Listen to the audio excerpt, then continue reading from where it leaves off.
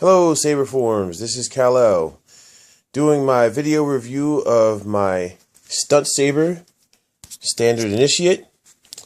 This was a free gift from Ultrasabers with the purchase of the Warglaive. If you see my my Warglaive review, excuse me, the Dark Warglaive, then you know that I already have a Dark Warglaive and I've discussed that in other reviews. This is my video review of the Standard Initiate Stunt Saber. Again, it was free, and I can't even describe how lucky I was to get this saber in the standard color that I absolutely love, which is the Guardian Blue. Battery's a little weak, so on camera it actually shows up a bit more like the Arctic Blue.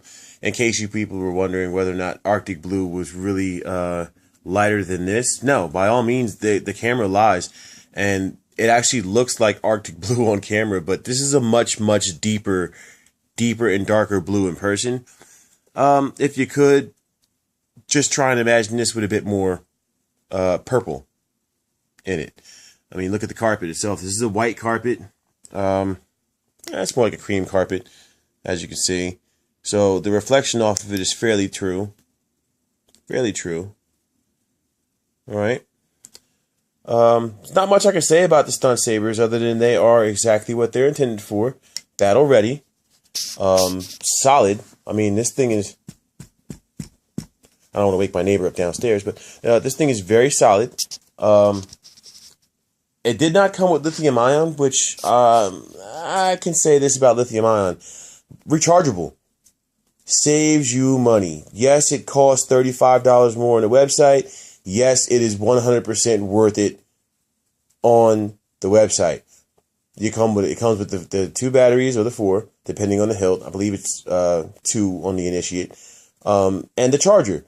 You can't go wrong with that. I mean, you're literally going to pay off the charger and batteries within the first month of you owning this. I know I did because I've already replaced the batteries in this twice. I've only had it for a month. That's how much I played with it. My kids play with it. I play with it. It's what happens when you have a Ultra Saber. You just feel the need to pick it up. Hey, look at that. Nice, beautiful, shiny silver button. Beautiful reflective light.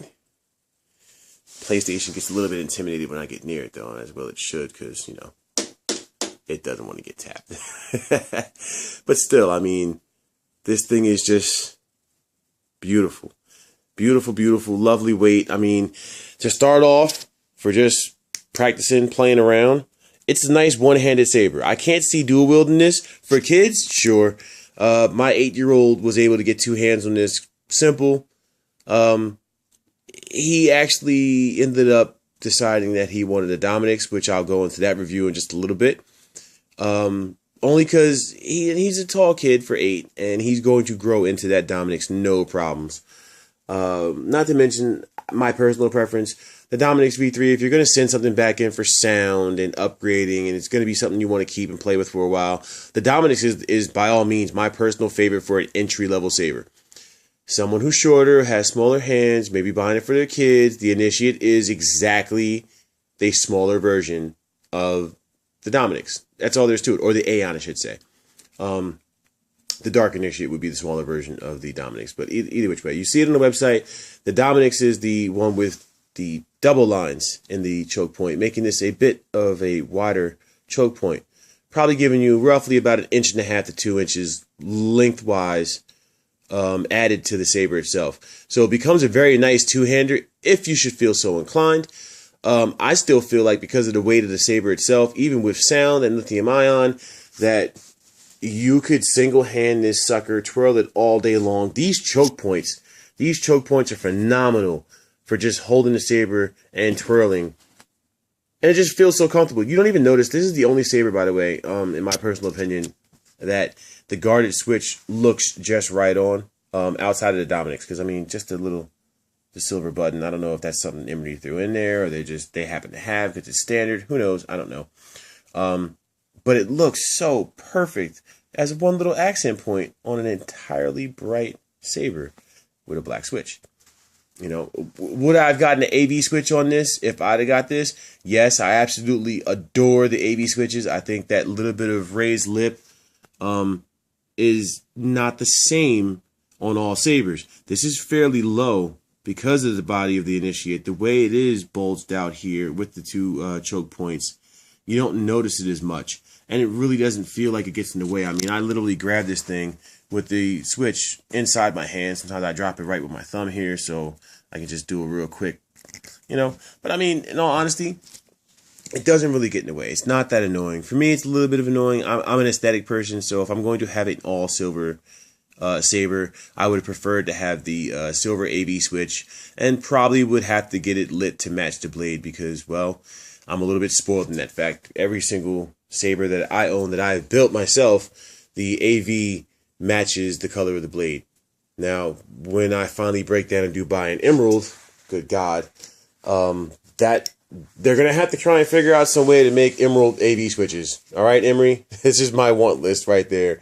Make me a emerald or just a color-changing AV switch, because there's no way I'm going to have the plethora of options to change all the different, I don't know, light color spectrums that there is, and not have my switch match. I may have to end up going with a standard white or silver switch, or maybe just not even getting a non-illuminated AV switch, just so it's silver and doesn't stick out like a sore thumb. Because that's what it does when you have a green AV switch and a red blade. However, some people like that. I'm not into the Christmas tree effect, but to each his own. Anyway, this is me finishing up my stunt saber. Yep. It's just a personal preference of mine. If you're going to go stunt, go with a Dom, go with an Aeon. Get the lithium ion, save your money on rechargeable batteries. And when you feel so inclined, should you get tired of making the sounds, you can actually send it back into Ultrasabers and they will add sound for you. It'll be much cheaper because you have lithium ion. Trust me. All right? This is Kal-El signing off. Have a good day.